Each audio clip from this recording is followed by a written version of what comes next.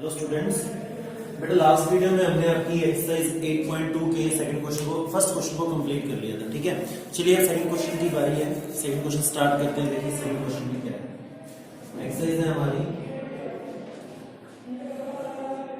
8.2। Second question ध्यान से देखिए। Tina's pocket money is 3/4 of Suman's pocket money. Tina की जो पॉकेट मनी है ना, वो सुमन की पॉकेट मनी की 3/4 है। मतलब टीना's पॉकेट मनी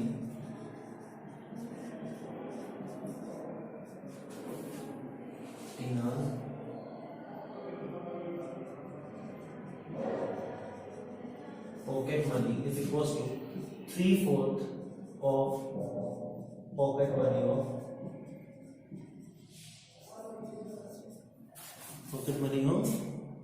सुमन। मतलब सुमन की पॉकेट मनी का 3/4 है टीना की पॉकेट मनी। अब कहने का मतलब अगर देखा जाए ना, तो सुमन की अगर पॉकेट मनी 4 है तो टीना की पॉकेट मनी कितनी है? 3। देयरफॉर अब देखिए फ्रैक्शन में है तो इसको कंप्लीट बनाएंगे तो कैसे हो जाएगा? Tina pocket money is equals to 3x and Suman's pocket money क्या हो जाएगी बेटा? Will be 4x। ठीक है, चलिए ठीक है, ये हमने बना दिया। वैसे भी उसने 3 ब्लॉक्स बनाए हुए हैं फॉर टीना। ठीक है, 1 2 3 और 4 ब्लॉक्स बनाए हुए हैं फॉर सुमन। ठीक है, इक्वल। चलिए क्या कह रहे हैं पार्ट में? What is the ratio of Tina's pocket money to Suman's pocket money? Ratio of pocket money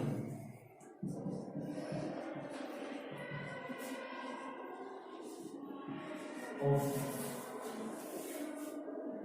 टीना's to that of Suman. Tina to that of Suman क्या हो जाएगा भाई? तो टीना की ये तो हमें भाई देखो फ्रैक्शन में दे रखा है, तो x हमने कॉमन फैक्टर लेट करके इसको कंप्लीट बना लिया। ठीक है, तो लीजिए रेशियो फाइंड करना है। तो टीना की पॉकेट मनी का सुमन की पॉकेट मनी से 3x रेशियो 4x, तो अगर x x कैंसिल तो दिस विल बी 3 रेशियो 4। एक तो ये आपका एक आंसर हो गया। नेक्स्ट बी देखिए। बी पार्ट में क्या है? What is the ratio of Suman's pocket money to Tina's pocket money? Ratio of pocket money of Tina. अब देखिए सुमन का फाइंड करना है ना, of Suman to that of Tina. अब भाई सुमन की पॉकेट मनी का टीना की पॉकेट मनी से करना है, तो सुमन की भाई 4x है, हम जानते हैं सुमन की पॉकेट मनी 4x है। का रेशियो फाइंड करना है टीना की पॉकेट मनी से, दैट इज 3x। x से x कॉमन जो फैक्टर है वो कैंसिल हो गया, तो दैट विल बिकम 4 रेशियो 3। लीजिए, समझ आया यहां तक? ठीक है, चलिए ये नोट कर लीजिए, फिर हम उसके बाद नेक्स्ट करते हैं सी पार्ट। ठीक है,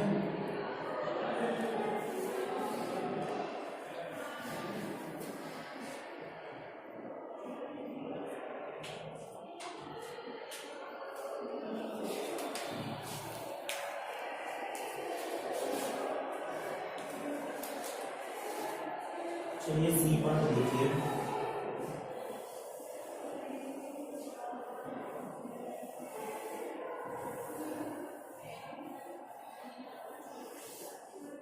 लीजिए सी पार्ट की बात करें।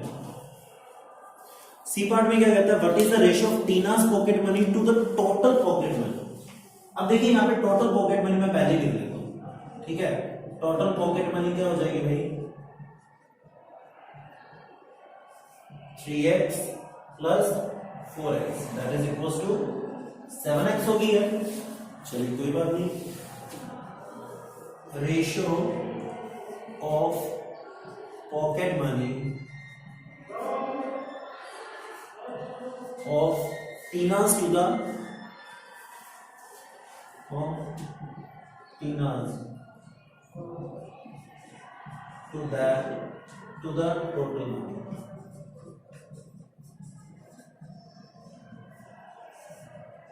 टीना की मनी टोटल पॉकेट मनी कितनी है भाई 3x ratio total pocket money कितनी है भाई टोटल पॉकेट मनी लिख देना है ना टोटल पॉकेट मनी कितनी है भाई 7x again x x cancel that will become 3 ratio 7 इस तरीके से।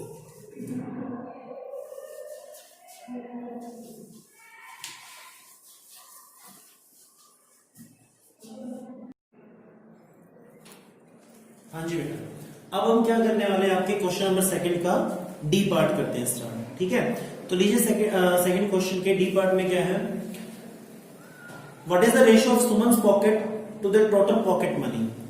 अब सुमन की जो पॉकेट मनी है उसका रेशियो हमें किससे फाइंड करना है टोटल पॉकेट मनी से रेशियो फाइंड करना है। ठीक है तो चलिए अब इसमें हम क्या करने वाले हैं एक्चुअली मैं आपको वो चीज लिख देता हूँ ना टीनास पॉकेट मनी को मैंने इरेज कर दिया है टीनास पॉकेट मनी ये आप दोबारा मत लिखिएगा बेटा।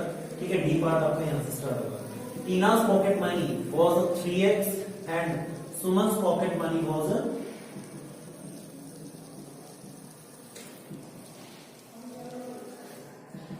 that is 4x and the total pocket money was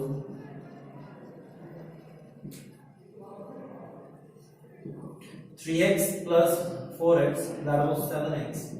okay चलिए अब हम डी पार्ट की बात करते हैं तो डी पार्ट में वो हमें क्या कह रहा है देखिए what is the ratio of Suman's pocket money to the total pocket money. Suman की जो पॉकेट मनी है उसका रेशियो फाइंड करना है किससे to the total pocket money है ना। तो लीजिए ratio of Suman's pocket money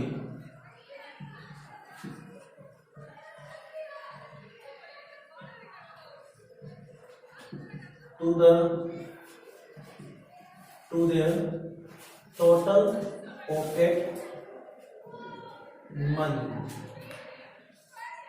लीजिए अब क्या होगा यहां पे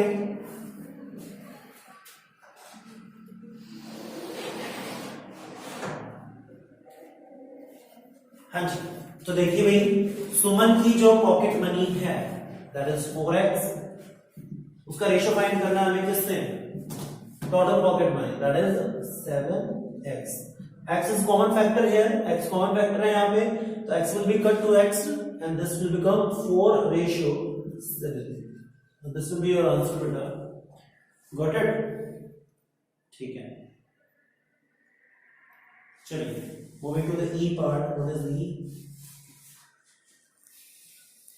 Express Suman's pocket money as a fraction of the total pocket money। अब सुमन की पॉकेट मनी को टोटल पॉकेट मनी से हमें क्या करना है फ्रैक्शन में शो करना है रेशियो में नहीं शो करना है किसमें करना है फ्रैक्शन में शो करना है। ठीक है तो चलिए फ्रैक्शन में इसको आप कीजिए हमने बेटा फ्रैक्शन में कैसे शो करना है तो यहां पे क्या होगा fraction of Suman's pocket money to the total pocket money। Let me check for once again। Yes beta Suman's pocket money is a fraction of their total pocket money।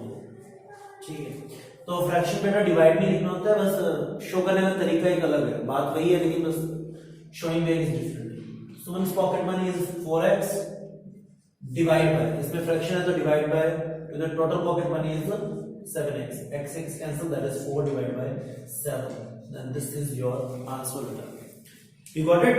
इस तरीके से हमें क्या करना है आपका सेकंड क्वेश्चन कंप्लीट करना है बेटा समझ आया।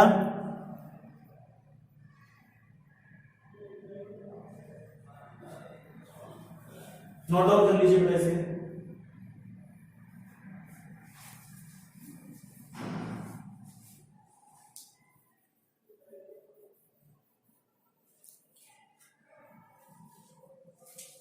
चलिए अब मैं आपको कुछ बेसिक बता देता हूँ 8.3 के लिए जो हमने कल स्टार्ट करनी है। ठीक है, अब 8.3 में देखिए क्या है हमारे पास। रेशो में तो हमने क्वेश्चन कर ली है, अब हम बात करेंगे प्रोपोर्शन। एक्चुअली में चैप्टर नेम क्या है हमारा, रेशो एंड प्रोपोर्शन। तो रेशो तो हमने देख लिया कि रेशो कैसे वर्क कर रहा है। अब रेशो से रिलेट करके प्रोपोर्शन पर आना है, प्रोपोर्शन के बारे में हमें सीखना है। हाँ जी, रेशो होता है दो सिमिलर क्वांटिटीज के बीच में कंपैरिजन, वो भी कौन से मेथड से, डिवीजन मेथड से। और इसी कंपैरिजन को हम क्या कह देते हैं, रेशो कह देते हैं। चलिए अगर दो रेशो आपस में क्या हो जाए, इक्वल हो जाए, दो रेशो आपस में क्या हो जाए, इक्वल हो जाए, और उसी को ही हम क्या कहते हैं, ये रेशो क्या है, प्रोपोर्शन में है। ये रेशो क्या है, प्रोपोर्शन में है। इट मींस अगर कोई दो रेशियो आपस में इक्वल है then we can say that they are in proportion. ठीक है, लाइक एक एग्जांपल दूं आपको, जैसे A रेशियो B है, मतलब ये एक रेशियो है। ठीक है, A ratio B is a ratio, another ratio is there C ratio D। ठीक है, अब ये मैंने एक एग्जांपल के तौर पर लिया। फॉर एग्जांपल मान लीजिए 4:7 है और यहाँ पे 28:49 है, इस तरीके से। ठीक है, तो मैंने एक रेशियो एग्जांपल के तौर पर मैं इसको कंसीडर करके चल रहा हूँ, एग्जांपल के तौर पर। तो ये हो गया आपस में, मान लीजिए ये इक्वल है, वैसे तो इक्वली, अगर ये आपस में इक्वल है तो हम क्या कहेंगे, A की जगह 4 है, B की जगह 7 है, C की जगह 28 है, D की जगह 49 है, ये इक्वल हो गए, then we will say A B C D are in proportion। A B C D are in proportion। ये आपस में क्या है बेटा, प्रोपोर्शन में है। ये बेटा क्या है, आपस में प्रोपोर्शन में है। ठीक है, तो इस तरीके से कहने का सेंस क्या हुआ, अगर मैं नंबर में कहूं तो 4, 7, 28 and 29 are in the same ratio, तो ये फिर क्या होगा, आर इन प्रोपोर्शन। ये क्या हो जाएंगे, प्रोपोर्शन है। ठीक है, आर इन प्रोपोर्शन। ठीक है, अब ये इक्वल कैसे बने, तो देखिए 28:49, 7 4 जा 7 7 जा 7 की टेबल से दोनों कट हो रहे हैं, तो ये क्या हो गया 4:7। सिंपलेस्ट फॉर्म देखें तो यही बनती है, और वैसे देखें इधर भी क्या है 4:7, तो 4:7 4:7 ये इक्वल हो गए। That is why we are saying 4 7 28, यहां पे 49 are in the same ratio, are in the same ratio, इसीलिए हम क्या कह रहे हैं, ये क्या है, सेम रेशियो। ठीक है, चलिए सेम रेशियो में होने के बाद उसको हम क्या कह देते हैं, प्रोपोर्शन में। अब इनमें कुछ जो टर्म्स दी गई है ना, अब इनको आपको बताते हैं ये किस तरीके से रीड की जाती है। चलिए इसे मिटा देते हैं। इन्हें हम कहते हैं मीन्स, और इन्हें हम कहते हैं एक्सट्रीम्स। इन्हें हम कहते हैं एक्सट्रीम्स। एक्सट्रीम्स कहने का सेंस हुआ, एक्सट्रीम मतलब एक्सट्रीम तक पहुंच गया, वो इस किनारे तक पहुंच गया, अपने एंड तक पहुंच जाना एक तरीके से, है ना। तो एंड्स हो गए, तो इसलिए एक्सट्रीम्स कह दिया गया है। These are ends, A on the left side is the end, D is on the right hand side end. तो यहाँ पे ए और डी को हम क्या कह देते हैं, एक्सट्रीम्स से डिनोट कर देते हैं। तो दीज आर द एक्सट्रीम्स, है ना, लीजिए दीज आर एक्सट्रीम्स।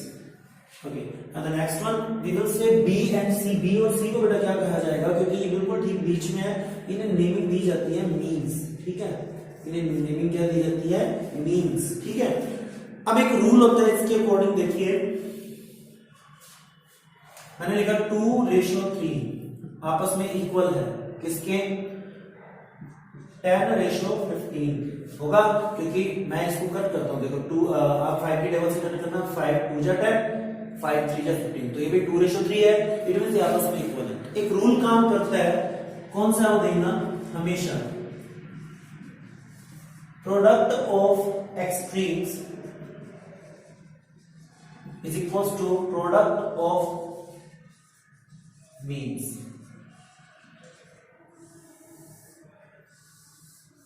ये एक रूल है या फिर क्या एक फॉर्मूला है, कुछ भी कह लीजिए। ठीक है, तो प्रोडक्ट ऑफ एक्सट्रीम्स, प्रोडक्ट का मतलब बेटा क्या होता है, प्रोडक्ट का मतलब होता है मल्टीप्लाई। प्रोडक्ट का मतलब क्या होता है, मल्टीप्लाई। ठीक है, प्रोडक्ट का मतलब क्या होता है, मल्टीप्लाई। और जो एक्सट्रीम्स हैं वो हमारे एंड्स वाले हैं, ठीक है। तो एक्सट्रीम्स ये वैल्यूज हैं और ये मीन्स हैं। हम चेक करते हैं क्या ये सही में फॉर्मूला अप्लाई होता भी है या नहीं। तो देखिए एक्सट्रीम्स का प्रोडक्ट मतलब इनका मल्टीप्लाई, तो दैट इज 2 मल्टीप्लाई बाय 15, ठीक है। और इधर चेक कर लेते हैं मीन्स का प्रोडक्ट मतलब 3 मल्टीप्लाई बाय 10।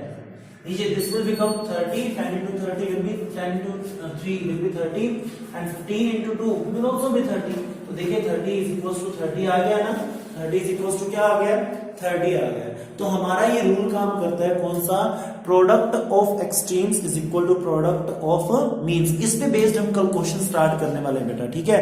तो ये हमारा कंसेप्ट है कल का, इसको आप थोड़ा सा रीड कीजिए, कल हम अपने क्वेश्चन के साथ मिलते हैं। तब तक के लिए बेटा हैव अ नाइस डे।